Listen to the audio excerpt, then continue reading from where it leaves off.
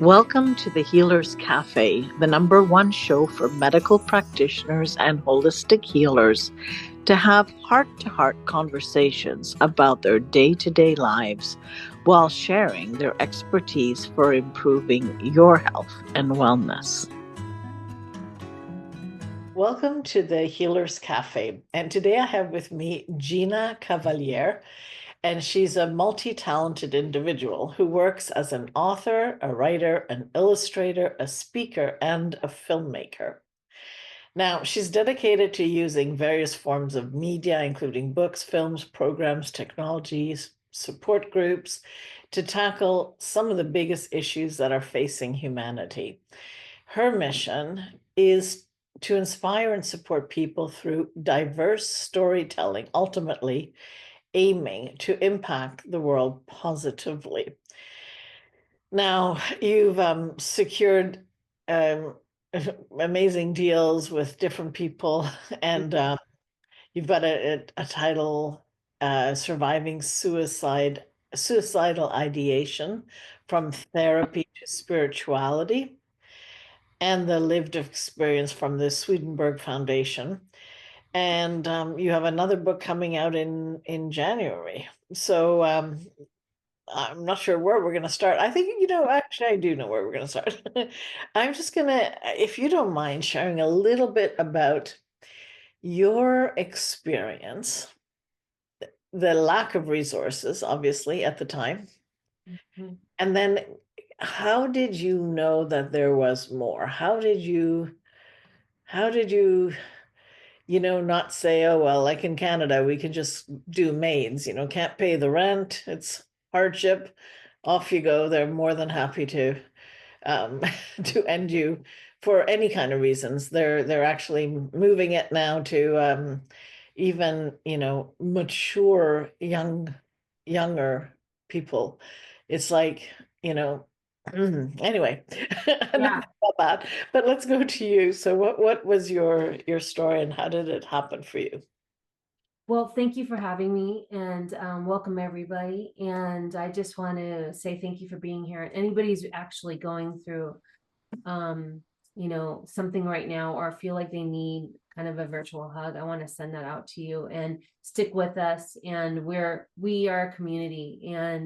Um, and I know I've spoken to a few other people about the maids in Canada, and it's kind of, gosh, it really hits me at the heartstrings because um you know I had this suicidal ideation, and it propelled me into my own healing to where I eventually became a healer and I started helping other people. And then my mission became to show people, to tell people that I healed my suicidal ideation. I cannot hold it. It is not in my space, in my body, in my mind, in my heart, in my spirit at all. If I try to think that way again, I just start to giggle inside and tell myself, it's like I've reprogrammed myself. So Yeah. it can be reprogrammed. But I understand when you feel like you really want to go and ask for kind of like help to end it. And if you have like an illness and you're in a lot of physical pain, and there's other, those are situations put aside. But if it's really just a compelling constant hum in your mind saying, I don't want to be here, I don't want to be here, I get you.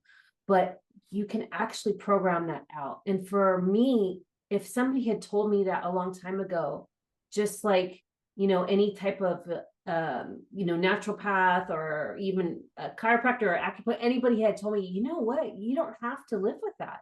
You can actually, there's other people that say they've had this and that they don't have it anymore. I would have been like, really? You mean this isn't like my eye color? I can change this? Because I didn't know it. I thought it was my life for the rest of my life. And it was shameful to me in my heart. It was embarrassing. I mean, it came with all those other things. And so that's why I have this whole new mission saying that, I've actually got rid of this dialogue that was in my mind, Mhm. and you can too. And that's sort of the basis of everything. Mhm. And the reason why, and you'll probably know about this, and other people don't think about this as well, as, you know, other mental health or other conditions, like depression or bipolar or whatever, those are completely different than suicidal ideation.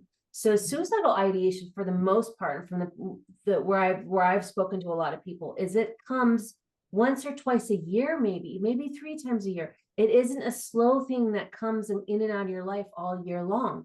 So what happens is, when it does come, like say a life event happens, or you lost a friend, or you got in a big fight with someone, you broke up with someone, you lost your job. When you have these big life events happen, it just takes you down it becomes 911. So it's not something, and all of a sudden it's like a crash course and you're in it and you're stuck, and now it's like really important that you get help. But then you know that it might change in a couple of days.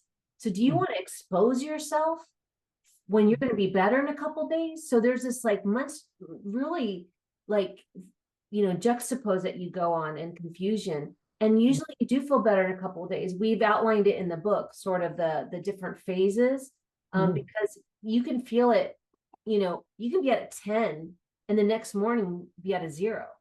So there's not a lot of, you know, things in the mental health space that are like that. This is very unique, and we need to talk about that. And so people don't get help for it because it's a taboo, it's shameful, they don't want to lose their job, they don't want to be looked at differently, they're already feeling kind of bad. So what do we do now? You know, because we are getting to the point where we can say, hey, I have bipolar issues, I have depression, I have things. So that's been open a little bit for dialogue and conversation, and it is not as much judged. But suicidal ideation is. It Yeah. is. Well, you know, what's interesting, what you raise here is that as long as they can put a diagnosis on it, right, there's a kind of control over the person by drugs that questionably work. I'll put it that way. You know, with theories that are also questionable. Like, do they really understand all about mental health? Like, why are people not talking about gut health, which is, you know, where most of the neurotransmitters for mental health come from anyways. But when you have ideation, which is like, I don't know if you're familiar with homeopathy, but we use a repertory, and suicidal ideation is one of the conditions or states, we call it states of mind, that people can go to. And we have it broken down: ideation by jumping out the window, by cutting self, and so even the mechanisms are broken down, but they are considered states. And of course, it's completely treatable because they're conditions, they're just states. They're not so-called diagnosis like a disease. It isn't like that. It doesn't need to be seen with those eyes, you know. So I find that fascinating that you're also making that kind of distinction, right? And why it's so taboo is for the same reason that everything is taboo if it's not controllable, you know. And Yeah, I wanted to take the label off. I wanted to say, it's almost like I wanted to say it first before someone else said it for me. It comes down very simply for me, and maybe not for everyone else, but this was what worked for me. When you don't love or like yourself, you're willing to hurt yourself. So I'm a very kind, compassionate, empathetic person. I love animals. I love people. I would help everybody. I loved my job. I love the company I worked for. I love the boyfriend or husband I was with. I love my friends. I love my mother, my family, right? I took care of everybody. But for me, I didn't have that self-love. And their self-love is a big buzzword and people talk about it a lot, but it should be a big buzzword. It should be embraced, because I didn't love myself. And I would tell people, anybody living here during some of those bad times would have felt the same exact way, because it was a dialogue that was nasty, that was, would have broken anybody, but I was doing it to myself. right. It was like self-abuse, but you don't want to have, like, if you have someone who has domestic abuse and you're in a bad relationship and they hit you in the face and you break up, right? well, you can't break up with yourself. So it's like, well, what do? You really have to realize, hey, I had to change that. I was the one that was taking in the self-pity, and everybody has a different thing that they, piece of trauma that they're working on. But for me, it was self-pity. So how come I didn't get that life? How come I didn't get that husband? How come I didn't receive that? How come people leave my life?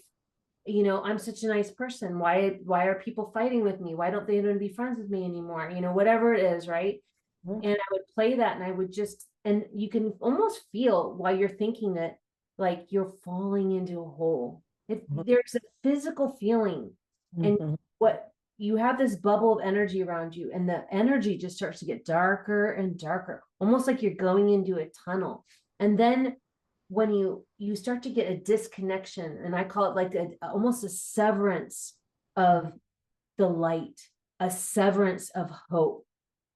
And that's where it becomes dangerous, because all of a sudden you go into massive suffering, and you just want that suffering to end so bad. You want it so bad to go away. And I'm sorry, I'm getting chills all over my body as I describe it, because I remember it. You just want to go so bad. You almost want the pain to end. And that split second decision, you know, you can't do anything about it after that. You know, you can't try anything else, you know. So it was like walking all of that back and first learning I did not love myself. And then when you do love yourself, though, all of a sudden, the people you have in your life, you're like, I'm not putting up with that. This job, like a job where you're like, it's soul sucking or whatever, maybe it's not, you know, you look at it and you be grateful for what it does give you, but try to make planned steps to get you in a place that's going to make you live the life you want to live. You know, if you're in toxic relationships, recognizing that, figuring out and breaking it down, just saying each single thing you have to break down and look at it. And you know, and you don't have to do it all at one time, but you're like, I'm constantly working on, whether it's a relationship with my sister or my mother or different things, you know. There's never a perfect thing, but it's just like a little bit of work at a time. But you have to fall in love with you first and change that programming in the mind, and then also connect the mind and the heart together again. Because what happens when you're in that state is there's separation from your heart. You can't even feel it beating anymore. Yeah. I mean, you know, how do you, or put it this way, it is said that, you know, about 80% of our thoughts are negative, right? That's in the subconscious, right? So we're programmed apparently this way. You know, I'm saying apparently because I don't know that to be true by my own experience. You know, I'm an extremely positive person, so I may be programmed that way, but I wouldn't know it. You know, but when you have these ideations, do you see them as thoughts as well, like thoughts that you could say to yourself? You know, let's say when you're down on, I'm not good enough, or I'm this, or why do I miss out, or whatever your issue is, do you question the validity of that? Do you ever go into that sort of cognitive thinking through? Or because you talk about a spiritual route, I'm just wondering if you could sort of dance us through what your dance was. Well, it actually is. I'm actually putting together a documentary because it's kind of interesting, because it's very cultural based too. So, for example, people in Japan, you know, society and culture and how you are seen in the society is a really big deal. So if you lose your job, it's very shameful. And if you are in debt, it's very shameful. So, so there's different cultures that have different things, right? So, but I feel like probably it all feels the same when you actually, whatever starts to bubble around you, whatever that dialogue is that makes you feel disconnected and separate from self, is that's whatever that it is. It's just like, it's all of a sudden you can't feel anymore. You go actually completely numb. You go numb. You have to go numb pretty much before you do something. you can't feel anything. If you were to put a pin in your hand, you probably couldn't feel it, because you all the synapses are completely like, I don't know, like closed down. You're starting to like leave your body. I feel like you're actually are kind of leaving the body in a way. You're forcing the soul out of the body. You're like, and you're really trying to give a temporary solution, and but it's a permanent solution. Right. And that's also a thing to think about, that you don't want to do a permanent solution to something that's a temporary problem. Right. Yeah. Yeah. Yeah. But so you're saying you're numb, literally numb. What happens? Like, what is the process that you've used in those moments that has given you the hope, and not just the hope, the actual transformation? So if you were to recognize this and tonight they go there, what's the first step, or whatever? How does it work for you? For me, and I don't, it's also in the book, I created almost a second self. And there's a lot of therapists that use this technique. But I created an adult self and then a child self that was separate. And I used to, when I would be stuck in there, I would send in this other self that would come in and talk to me and hold me, actually physically see a version of myself go in and put their arms around me and feel our hearts beating together and telling me it was going to be okay, that we're going to get through it, that I'm a beautiful soul, I got so much more to learn and do, and that things like that. And sometimes I would bring in the child self. If it was a childhood wound, because I had a very violent father, so I would go back into those moments of being hit and abused at a very young age, right? And I would have that child look in her eyes, and it was me, but I would look at her eyes and she would just be crying, and I wouldn't go and I'd hug her and I would tell her it was going to be okay. And then kids, they're so resilient, and me would get like a smile on my face, and I would brush her hair away, whatever I didn't get in those moments. Right. I would do that for myself.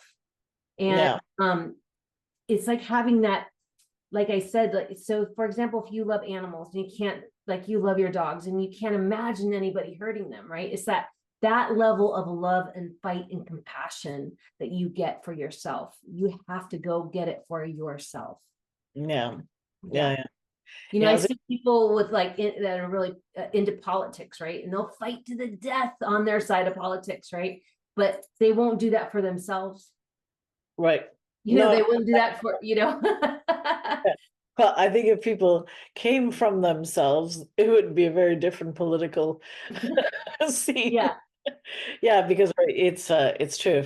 Self-love first, right? And and so that is definitely a method, using the inner child or the adult, or the giving yourself what you didn't get. Yeah. Somebody's coming to the rescue. Of course, it's you, but and now I use it all the time. When I'm in a moment, I don't have those thoughts anymore, but of course, like, something terrible will come in and I'll have this, a moment or whatever. And a lot of times it'll say, that's not you anymore. I go, that's right. You can be upset right now. You can be angry. You can be frustrated. But you got so much more to learn and do. And almost like the dialogue now, I'm so used to doing it. It kicks right in. It's just like going to the gym and working out. It's like, in the beginning, it's really painful and it's slow and it hurts. And then all of a sudden you get to the place where it just becomes natural. So I'm in that phase. And that's why I believe that's that healing phase where it's just natural to protect myself now. I put myself first before anything else. And that's so weird. What would your life be like if you were pain-free? If you were one of the millions who suffer from chronic pain, the thought of just one day without it may seem impossible. This is often because conventional medicine tends to fall short in the treatment of pain, opting to prescribe pills or recommend surgery rather than getting to the root cause of the problem. But if you are suffering with emotional or physical pain, there is hope. Join the founder and CEO of Bowen College, Manon Bolliger, live online for your body-mind reboot. Learn how to listen to your symptoms and get to the root cause of your pain. Plus, be trained in basic Bowen therapy moves so that you can reboot your body for optimal health. You don't have to live in pain. You can heal. Stop the pain pill cycle by visiting www.yourbodymindreboot.com to learn more and to register.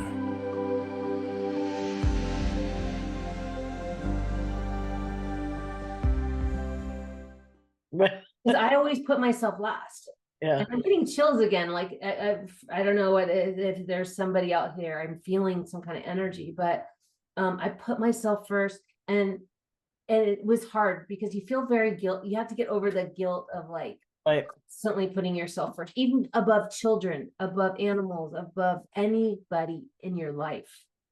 And but the people that love you, they want you to put yourself first.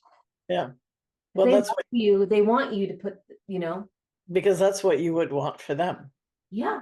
Right. So that's another way of kind of doing the inversion, is kind of go, and a lot of people, that are real carers and givers tend to forget what they would do for the other, and they don't do it to themselves, right? And so reminding them, also in that moment could be helpful as well, to what would Yeah. what would you say if this was And I do have extreme PTSD, to be honest. I still do. Mhm. So I use my tools every night. I go to sleep listening to meditation music or a sleep hypnosis. I love Joe Dispenza, or there's different ones that I really like. If sometimes I don't need it, but almost always I need a little bit. I put it on, and as soon as I wake up, it just calms me. It just brings me into my body. Because I got so used to leaving my body that I love to be in outer space energetically, and the only way that you can make real changes in your life is to be more into your body, is to be more present as much as possible. Be here, be now, whatever's happening, just, look at it with a loving state. And, we always get through it. You always get through it somehow. And sometimes I watch videos on people that have had things that I couldn't imagine happening to me. Like I watched this kid who had a tractor fall on him, and he lost his whole lower body and his arm. He's only got one arm, and he's sitting there in his now living a whole full life, just got married to the wonderful woman, doesn't even have a lower half of their body, big smiles on their face. It's like, how does that spirit Yeah. through all of that, still with a giant smile on the face, with now planning a full family? So me, who hasn't had that kind of extreme tragedy, how come I'm sitting here like in the corner? I'm just it's hard to compare, but sometimes it's like finding hope in other people's stories and saying, wow. Yeah. Yeah. Interesting. And so after that process, like it's almost like it's like the wise self is looking at the other, right? A little bit, and helping. How long have you found generally that it takes to know that you're out of that you don't believe your thoughts anymore? Put it that way. It's not a super fast thing, but it'll start changing almost immediately if you make that commitment to yourself. And it will just get better over time. And I really think even after 3 months, you're going to be a different person. It's that, and it's like our book has a lot of different exercises, whether, we planned everything out, whether it's meditation, whether it's affirmations, whether it's being a workout. You are your own healer. You have to plan your own treatment plan, because you're the only one that knows what works for you, and go to a therapist if that's what you want. Like you have to make your own treatment plan. And when it's not working, exit out. It's like create your own toolbox.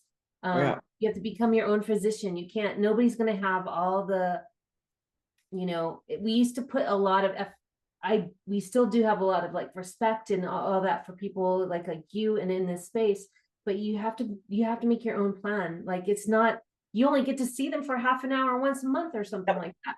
You're with yourself 24/7. So you have to plan it out. You have to make the list. You might even make the list of people that or you need to talk to and say, hey, I'm on a healing thing right now. I can't engage in X, Y, and Z. You might need to quit drinking. If it's a depressant and you find yourself depressed, or, what are the things that are not helping you, and, things like that. Maybe even sometimes eating better. That's a thing of self-love. As someone who just doesn't, eat quality food all the time and they're just overeating or whatever. It's a part of like them hating themselves, all that stuff. It's like, but when you start to love yourself, I mean, I really care about what I put in my body. It's just another version of like, I just like love myself now, and so what happened to me is that, I lost a bunch of weight. When I started healing my suicidal ideation. That wasn't the main goal. My main goal was to, and I actually felt like I looked younger. I called in different people and friendships that were way more giving.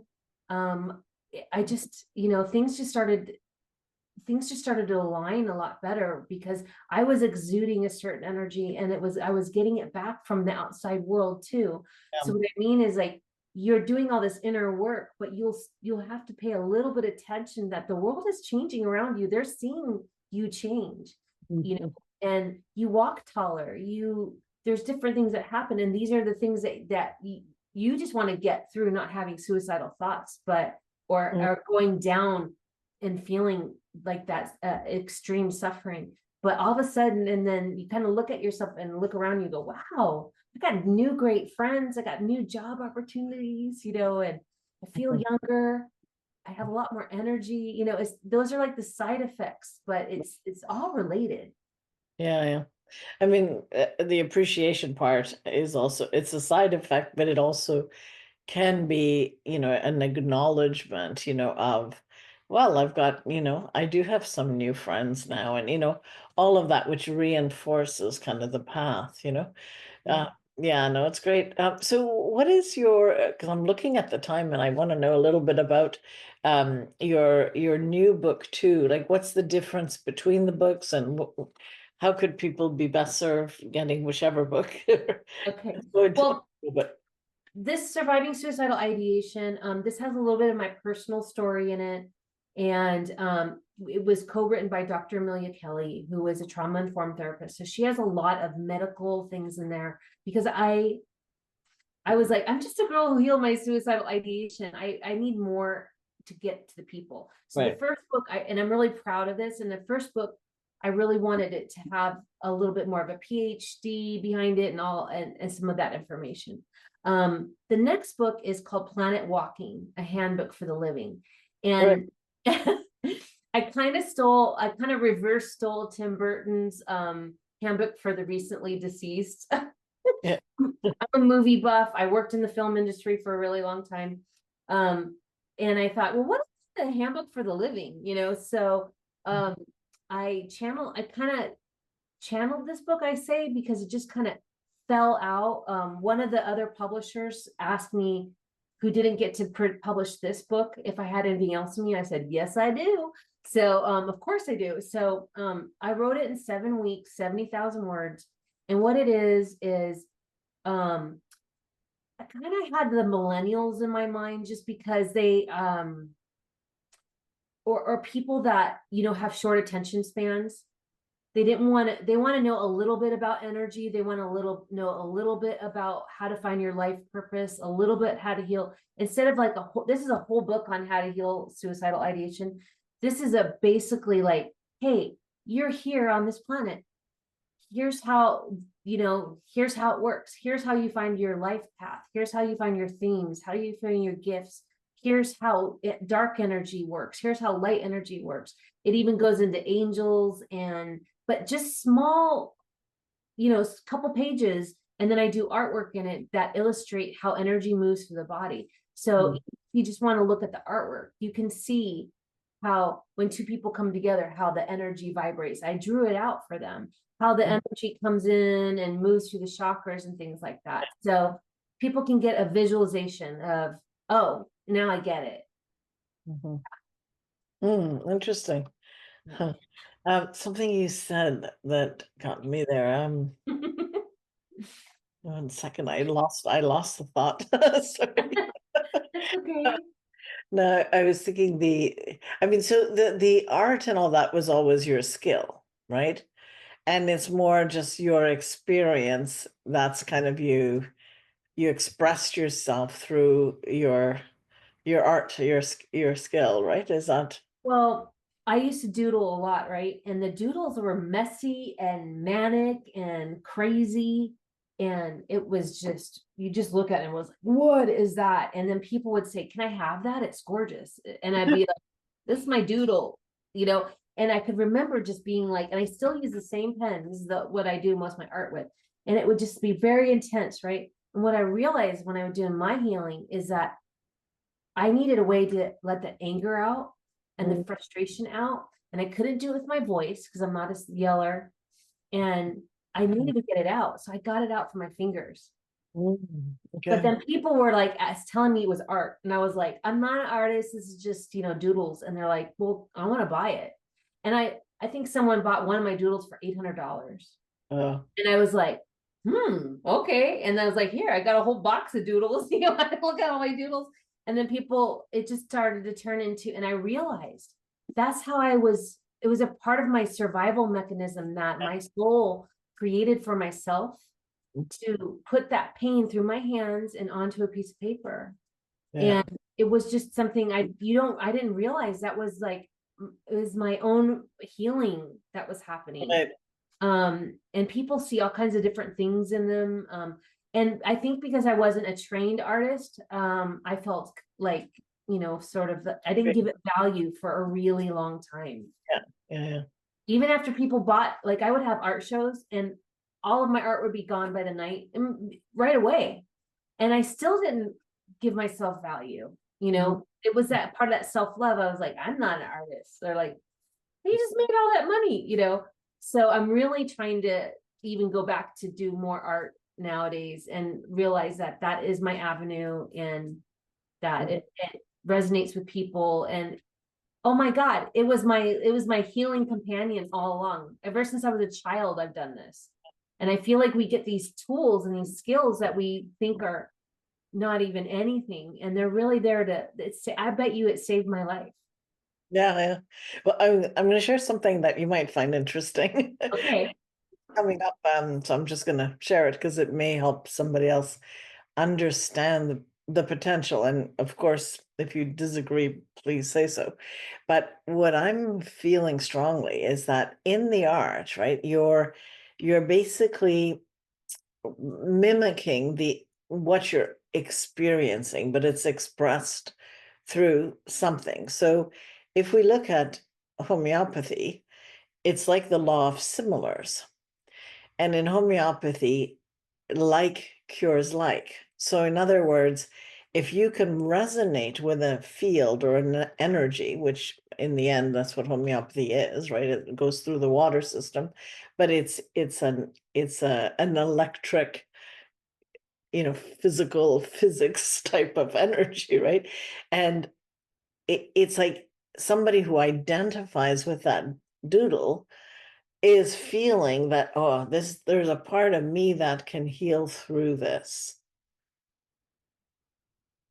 Absolutely. Oh, 100%. I mean, I look at it now. I mean, I have like my ex-husband, on a mattress, like sitting there, and he was a big drinker, you know what I mean? And like I was getting rid of my fear, my anger, and about losing that relationship and things like that. Yeah, it's like that's why it's like if you can write a song or pull out a drum machine, create a song or write something, like it's such a great way you have to get it out. We're like pressure cookers if we don't, and that's when the tea kettle explodes. I mean, when you have 10-year-old, I asked counselors at schools, with little kids. My brother's a counselor for like 30 years.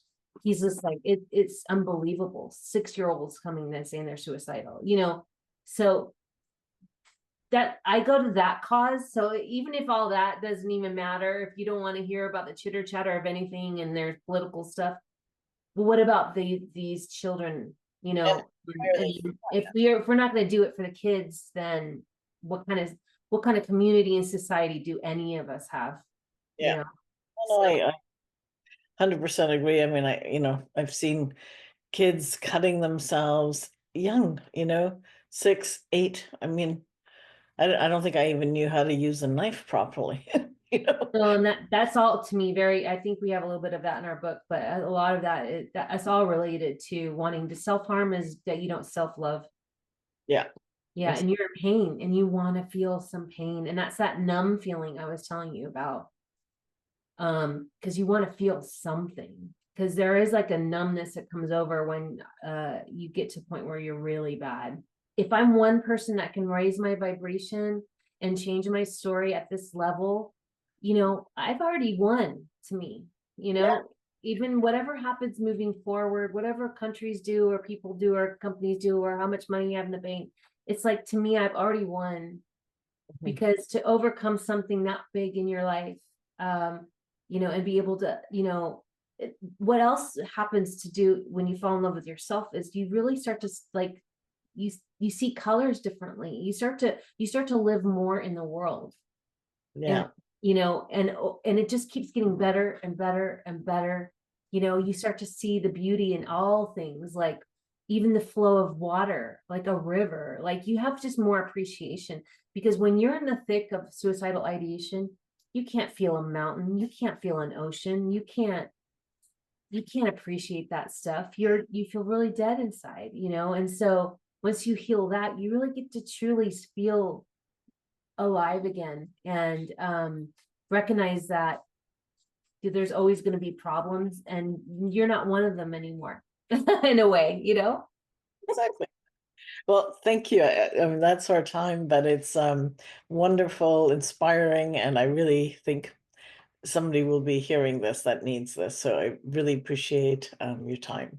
Thank you. And if you have any questions for me, I'm at theliberatedhealer.com or ginacavalier.com, and wishing you all a beautiful day. So this interview with Gina Cavalier is really makes me happy for myself as well, for the Listen program, which I've been so behind, and many of the students, at least all the recent ones, have taken the program as part of what I teach in Bowen College.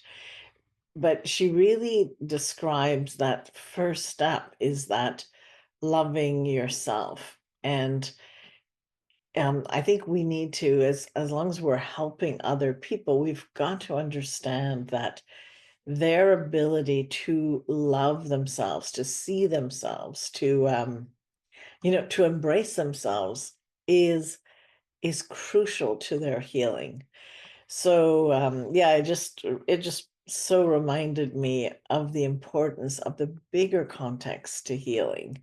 It isn't just about doing something that helps people. It's really getting them fully on board with their self-appreciation, self-love, and all of that.